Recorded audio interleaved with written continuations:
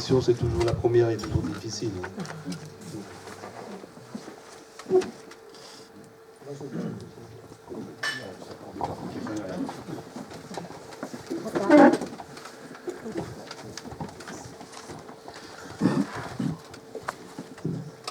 Tout d'abord, merci pour cet exposé. Je voulais vous demander, est-ce que vous pouvez remettre la diapo sur les manifestations, s'il vous plaît ?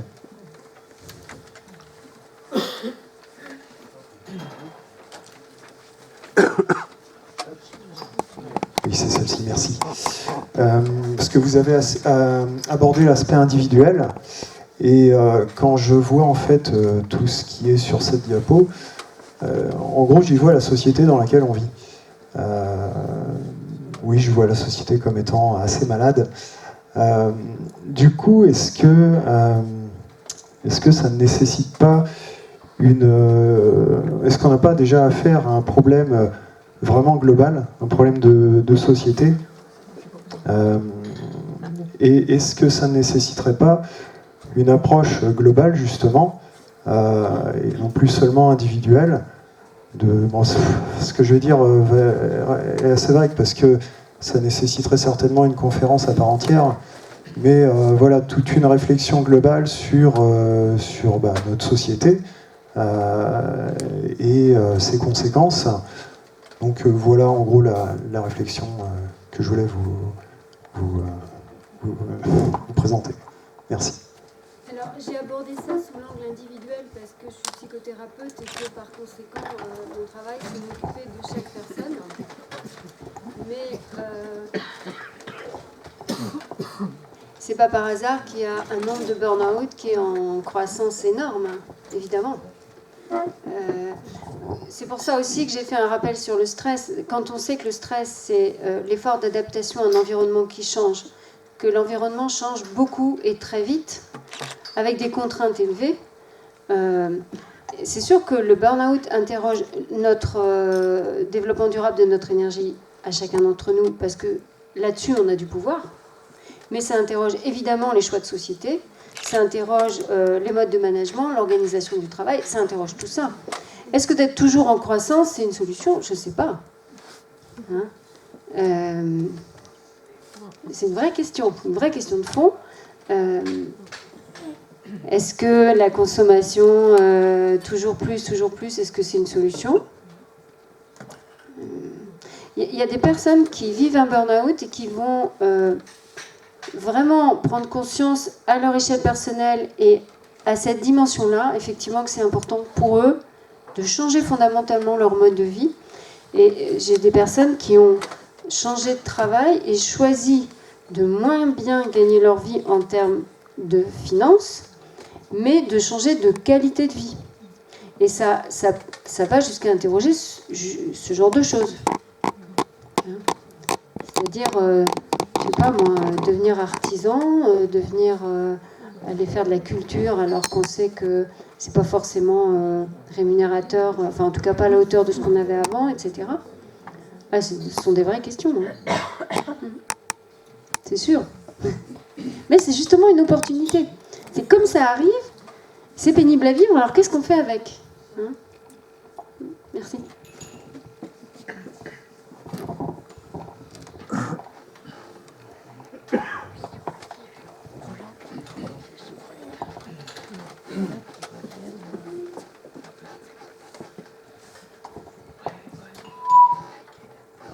Oui, je voulais juste savoir si vous aviez des données un peu agrégées pour savoir si le burn-out touchait davantage les hommes que les femmes ou les femmes que les hommes, et la répartition cadre-non cadre, par exemple.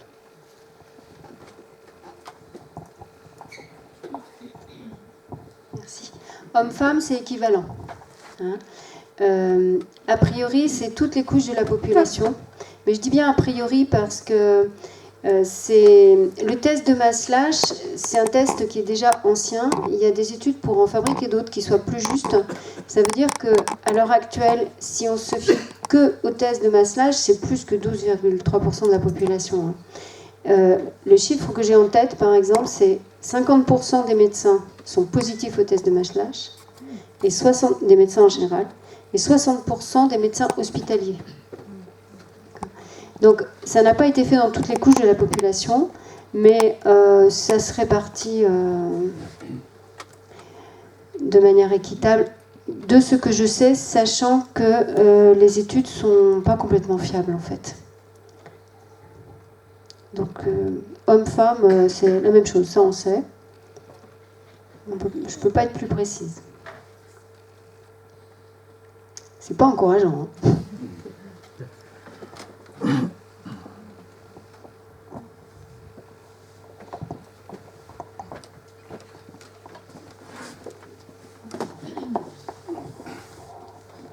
Vous avez évoqué principalement dans votre présentation le burn-out au niveau de l'entreprise.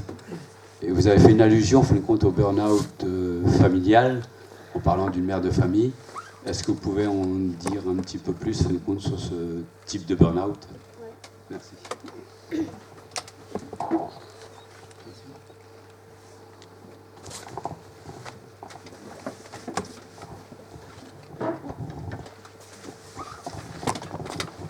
Bonsoir, je réitère mes remerciements par rapport à votre intervention. Et à vous écouter, il paraît que quand on est étudiant en médecine, petit à petit, on a tous les symptômes des maladies qu'on apprend. Et là, en vous écoutant, j'avais l'impression que moi aussi, j'avais dû faire un burn-out, mais je ne m'en étais pas rendu compte. Je veux dire, quand vous recevez des patients, quel est, comment vous réussissez à les traiter, la manière dont c'est enquisté, est-ce que la thérapie prend plus ou moins longtemps et pour quelles raisons? En gros, c'est ça.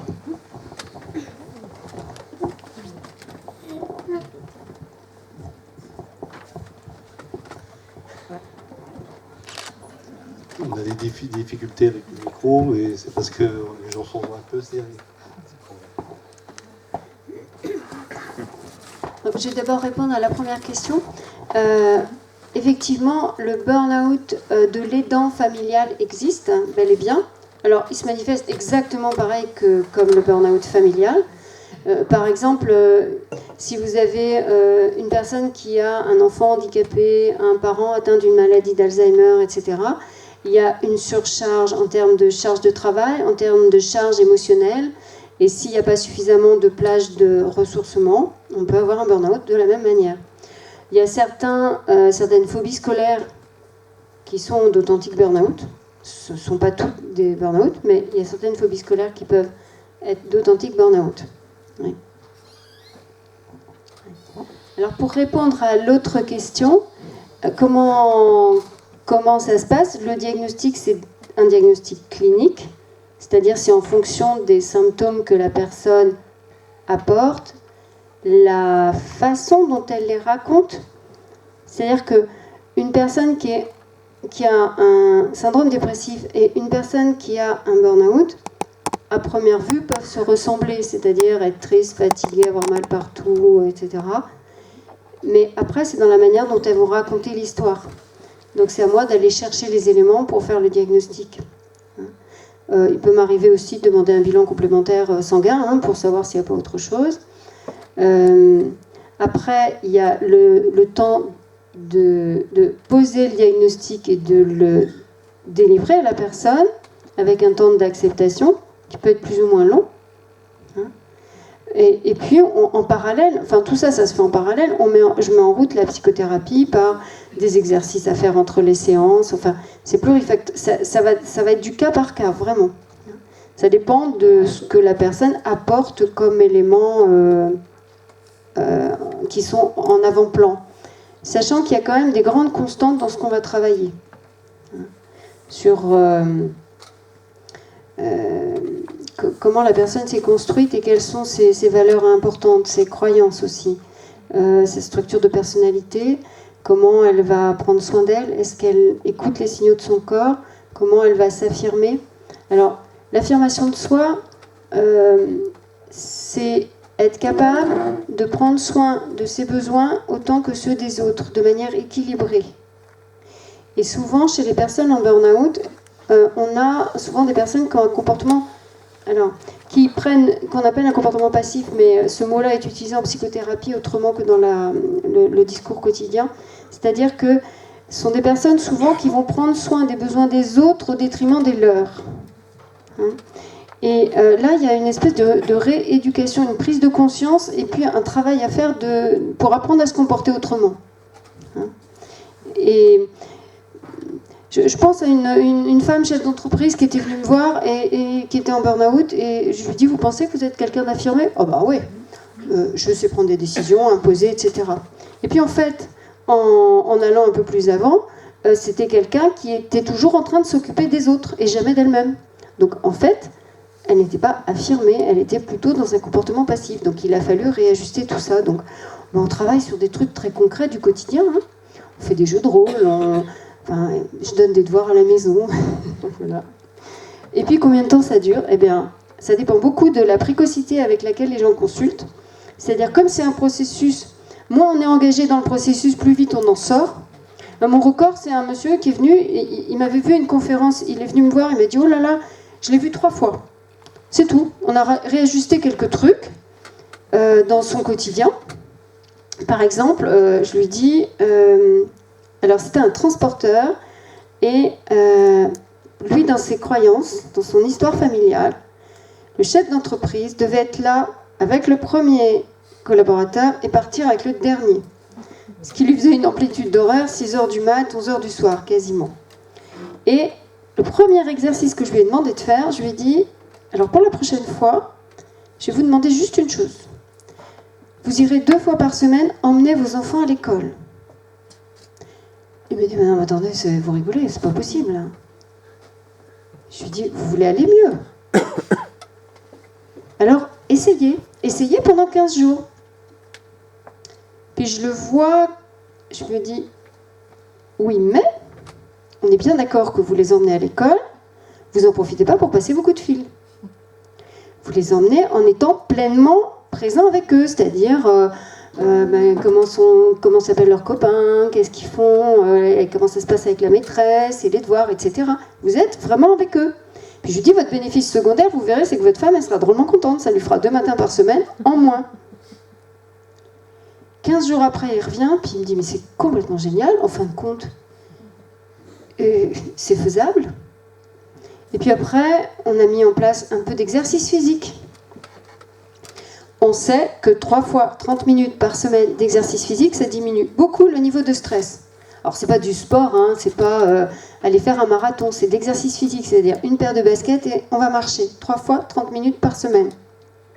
Et ben, il s'est mis à aller marcher avec ses collaborateurs. Il me dit en plus c'est bien parce que c'est préventif pour leurs problèmes de dos, bon, etc. Donc, alors lui, il avait juste des choses à réajuster dans comment je peux prendre soin de moi et il était investi dans son travail. Parfois c'est pas très compliqué. En revanche, il m'arrive d'avoir des gens que je suis pendant 2 ans, 3 ans. Il y a les 2 extrêmes. Voilà. Ça répond à votre question ?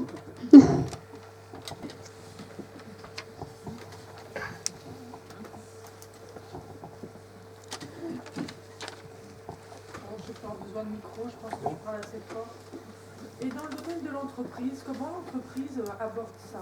Est-ce que c'est tabou ? Est-ce que c'est culpabilisant ?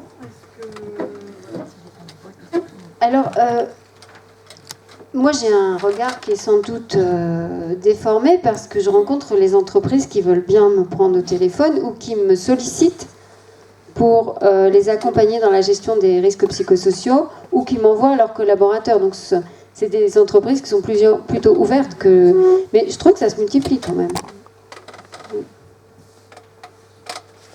Mais bon.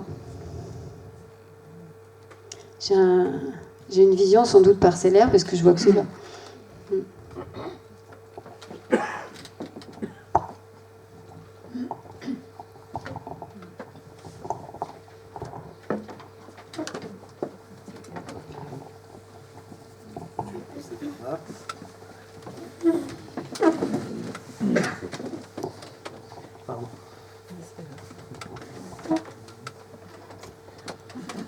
Bonjour, merci pour votre exposé. Et donc, on parle beaucoup des entreprises, mais il faut savoir que de plus en plus maintenant aussi, il y a des problèmes de burn-out dans la fonction publique. Ça, on n'en parle pas parce qu'on a l'impression que... Alors, quand je parle d'entreprise... D'accord. Tout, d'accord. Voilà, parce que c'est vrai que Quand on entend entreprise, on entend plutôt tout ce Ah oui, qui est alors, entreprise pardon. privée. Non, pas dans ma bouche. D'accord. Vous avez raison. Voilà, parce que dans la fonction publique, dans certains secteurs de fonction publique, il y a aussi des gros problèmes au niveau du management qui fait que, voilà, qui font que les gens parfois ne sont pas très bien. Et puis, lorsqu'on parle burn-out, on parle, enfin, vous dites oui, les médecins ne sont pas formés, mais est-ce que si cette pathologie était reconnue comme maladie professionnelle, est-ce que vous ne pensez pas que des formations pour les médecins généralistes seraient peut-être mises en place? Parce que pour l'instant, elle n'est pas reconnue comme maladie professionnelle. Ouais. Ben non, c'est pas reconnu. Non, c'est pas reconnu. Il y a quelques jurisprudences où ponctuellement Oui, ça a été voilà. reconnu comme maladie Mais il n'y a rien de clair ni rien d'écrit. Non, je sais pas quoi penser de. Je vais vous dire. Moi, la crainte que j'aurais, si c'était reconnu comme maladie professionnelle, ce serait que que les personnes se victimisent trop et perdent Le ressort pour s'en sortir. Voilà. Merci. D'accord. Et du coup, je pense que c'est pas forcément une bonne chose que ce soit reconnu comme maladie professionnelle. D'accord. En revanche, le fait d'insister sur le fait que, et pour l'entreprise et pour le collaborateur, c'est gagnant-gagnant de s'occuper de ça quand même. Oui, tout à fait. Parce que Oui. ça coûte cher à tout le monde. Mm. Hein. Ça, c'est important et ça me semble important de le souligner. Maintenant, même si c'était reconnu maladie professionnelle, je ne suis pas sûre que ce serait davantage enseigné en médecine. Voilà, c'est la question que... Voilà. Je ne crois pas. Mais je pense que ça l'est beaucoup. Enfin, moi, j'ai clairement jamais eu de cours là-dessus. Oui. Comme je n'ai jamais eu de cours de psychologie. Hum. Bon, je pense que ça a changé. Maintenant, il y a des cours d'éthique, etc. Les choses ont évolué quand même. Hein. Je ne voudrais pas dire des choses qui sont plus d'actualité. Et puis une autre réflexion aussi, parce que bon, c'est quand même un problème de société. Alors bon, c'est simplement une réflexion. Est-ce que vous ne pensez pas que tous les moyens qui sont mis en place actuellement dans le monde du travail, je parle des moyens informatiques, donc beaucoup de personnes ont des portables, des ordinateurs portables de société, des téléphones portables de société. Donc quelque part, lorsqu'ils quittent, je dirais, le lieu même de leur travail, ils emportent avec eux leur travail aussi. Alors, c'est vrai qu'il y a une loi qui est passée maintenant disant que voilà, les employés ne sont plus, on ne peut plus continuer disons, à appeler par exemple son employé le week-end ou comme ça se passait. Mais est-ce que vous ne pensez pas que ces moyens technologiques qui à la base étaient normalement pour permettre plus de facilité aux employés ne sont pas devenus intrusifs et n'apportent pas justement une sorte d'accélération au niveau du travail et toujours plus, enfin, j'ai l'impression que c'est toujours plus avec une société où les gens veulent toujours plus. Et donc, au bout d'un moment, c'est vrai que ça craque. Alors, effectivement, le fait... Attends, d'accord, attends. Alors, c'est derrière vous. On aura bientôt un micro. C'est vrai en plus. Mais ça va venir. Oui, alors effectivement, tous ces outils font que la différence entre vie privée et vie professionnelle peut être beaucoup plus floue. Donc une des choses en général qu'on fait dès les premières séances, c'est de décider en thérapie à quelle heure on éteint l'ordinateur, à quelle heure on éteint le téléphone. Il y a aussi le fait que le commerce s'internationalise et qu'on peut avoir des personnes qui ont des contacts avec quelqu'un qui est aux États-Unis, il y a 6 heures de décalage, et que du coup, il y a des réunions qui soient au milieu de la nuit pour quelqu'un qui est en France. Donc tout ça, je pense qu'il y a une prise de conscience de ce point de vue-là. Et c'était hier matin, j'en discutais avec un de mes patients, et je lui disais qu'il était important de prendre conscience que ce sont des outils qui sont à notre disposition et c'est pas l'inverse. Voilà. Et que c'est pas parce que le téléphone sonne qu'on doit répondre. Et on en discutait parce que c'est quelqu'un qui est médecin et qui me disait ah mais vous n'avez qu'un seul téléphone. Moi j'ai un seul téléphone privé public, privé pro. Il me dit, moi j'en ai 2, etc. Puis il m'expliquait, alors il en oublie toujours un, enfin voilà, c'est compliqué. Je lui dis, ben, moi j'en ai qu'un, par contre je l'ai paramétré. C'est-à-dire qu'il y a, à partir de telle heure le soir et jusqu'à telle heure le matin, ne passent que les téléphones que j'ai sélectionnés. Bon, c'est un outil qui est à notre disposition. C'est pas l'inverse. Et ça, c'est à chacun de gérer ses paramètres personnels. Et effectivement, il y a des entreprises qui interdisent maintenant à des collaborateurs d'emporter leur ordinateur portable à la maison. Après, chacun est son libre arbitre. Oui, c'est une bonne chose. Mais c'est aussi à chacun de se réguler. Hein. Et d'arrêter à bon escient oui, quand... il y a une telle disons que les gens sont beaucoup en compétition dans certaines entreprises. Et c'est vrai que ça amène, je dirais, parfois des dérives. Hein. C'est pour ça que c'est une opportunité, le burn-out. C'est l'opportunité de s'interroger sur tout ça et de changer son fusil d'épaule.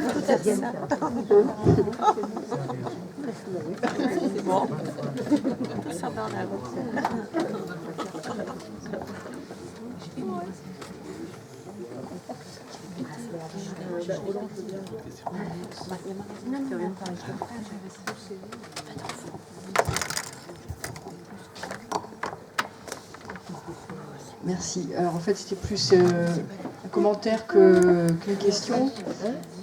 Mais quand vous parliez de prévention, tout à l'heure, vous vous êtes surtout attaché à la prévention à titre individuel, en nous disant bien que à titre, ce qui était du ressort de l'organisation du travail et de l'entreprise, de management, c'était pas vraiment votre partie. Mais je... Mais je trouve que c'est important de réaffirmer que c'est bien du ressort de l'organisation et que la responsabilité du bien-être du salarié ne repose pas sur ses épaules à lui. Je pense que c'est d'autant plus important de le rappeler aujourd'hui alors qu'on individualise énormément le travail, on individualise l'évaluation, l'entretien individuel, enfin l'entretien annuel, l'entretien professionnel, c'est des entretiens qu'on a seul en tant que salarié avec son hiérarchique. C'est quelque chose qui est quand même assez récent et nouveau. Il y a quelques décennies, c'était pas envisageable qu'un salarié comme ça rencontre son hiérarchique sans représentant syndical. Enfin. Donc on a des objectifs individualisés, on a une rémunération bien souvent individualisée aussi. Et même dans le vocable, on parle beaucoup de gérer son stress, de se challenger. Enfin, tout ça se rapporte à l'individu. Et comme si c'était à l'individu de veiller à son propre bien-être, alors que c'est bien du ressort du management et de l'organisation. Quand je dis organisation, c'est entreprise, collectivité, de l'employeur, quoi. Moi, je pense que les deux entrées, les deux entrées ne s'annulent pas l'une l'autre.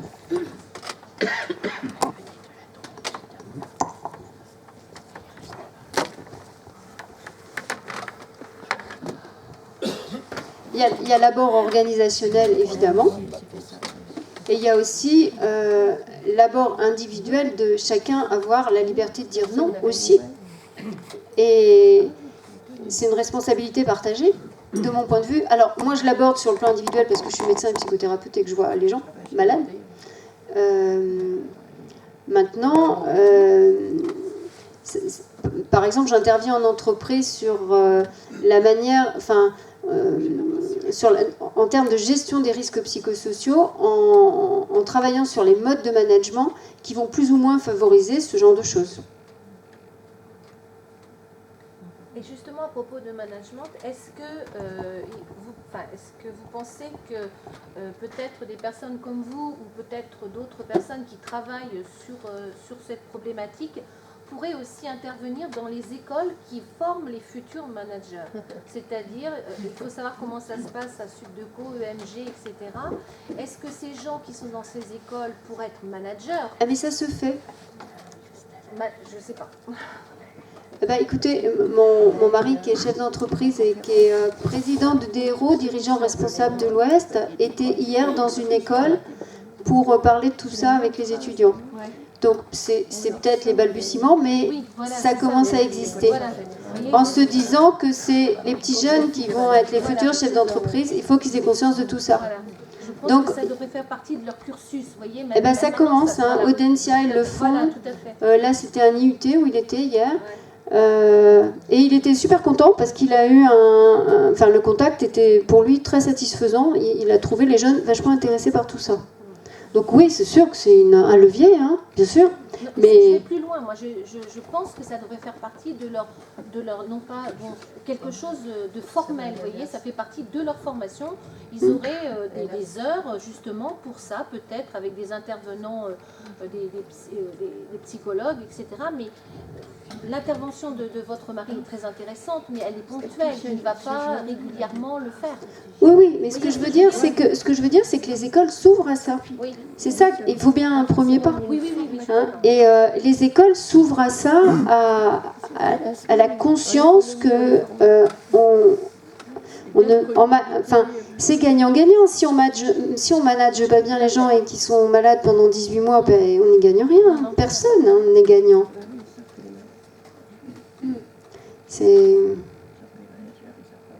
Et puis il y a une génération qui arrive qui n'a pas du tout envie de se maltraiter comme ça. Ça veut dire que de toute façon, oui, c'est clair. La génération la plus maltraitée, là, c'est les 40 ans, quoi. Mais les jeunes qui arrivent sur le marché du travail, ils sont beaucoup plus exigeants sur leurs conditions de travail. Tout à fait. Sur leur qualité de vie. Leur qualité de vie, ouais. Alors, semble-t-il, c'est ce que disent les recruteurs, avant la notion du salaire, certaines fois. Donc, ça bouge. Mais l'être humain est long à bouger. À plusieurs reprises, vous avez parlé de management, de mode de management, d'école de management.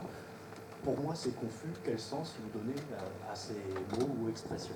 Ah oui, alors, moi, c'est pas ma spécialité quand même. Donc, je pense que le Café Chaplin avait d'autres projets pour parler de ça. Hein. Parce que je ne veux pas vous dire de bêtises. Il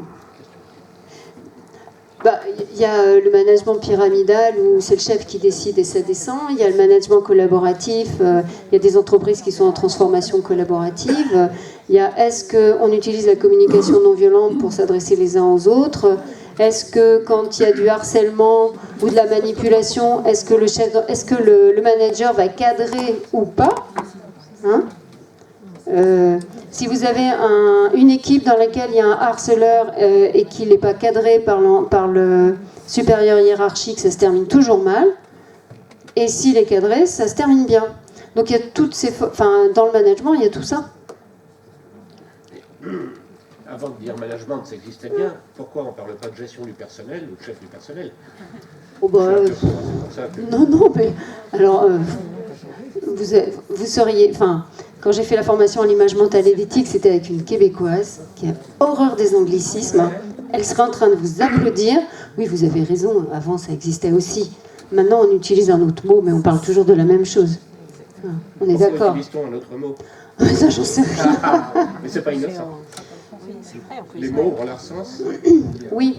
Qui se révèlent souvent longtemps après. Il y a eu la flexibilité, il y a eu beaucoup de mots qui ont changé de sens. La noble langue, la LQR. Bon, là, ça sort de mon domaine de compétence.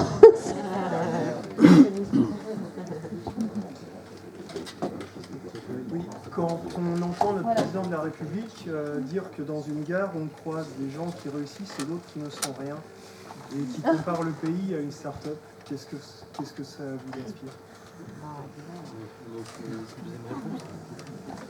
Moi, c'était une question plus... J'avais envie d'en savoir un petit peu plus sur la formation que vous avez fait au Québec sur l'éthique, là. Ouf, c'est long, ça.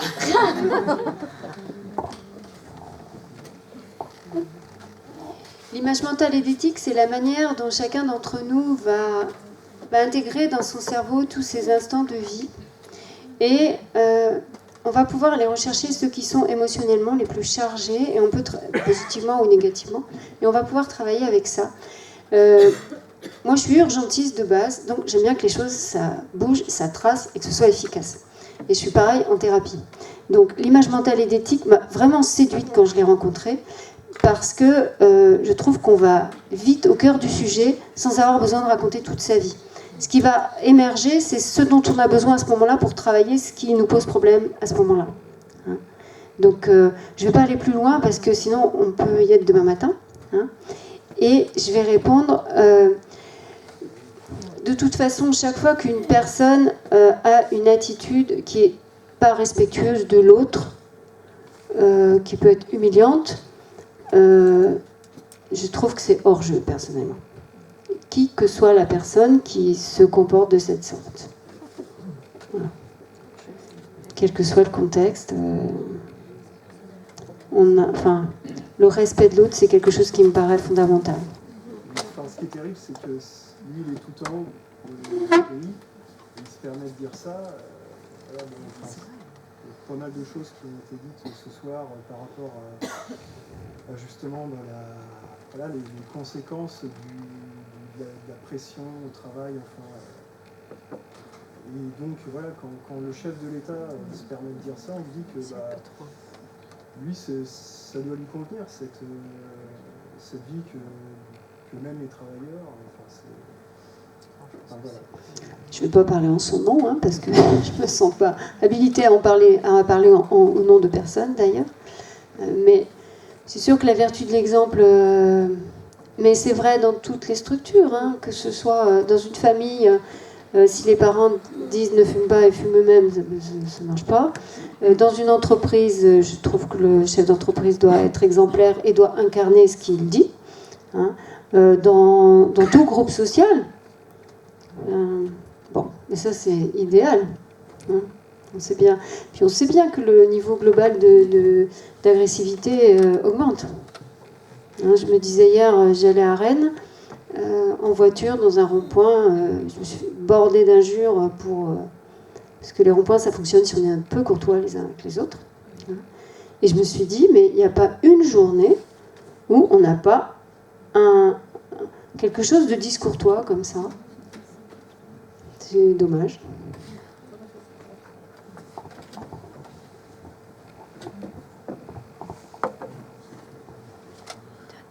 La dernière question. Non, pas moi, mais la dernière.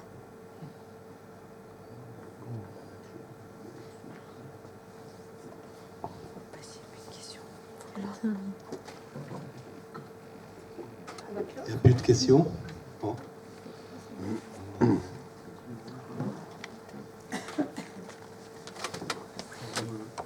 Je vais passer le micro au président.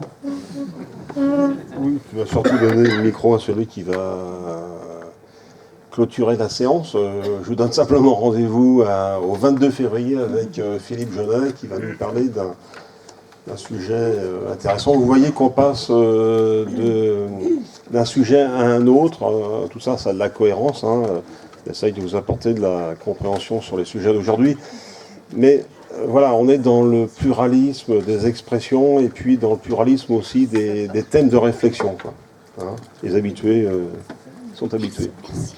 Voilà, bonne soirée. Merci.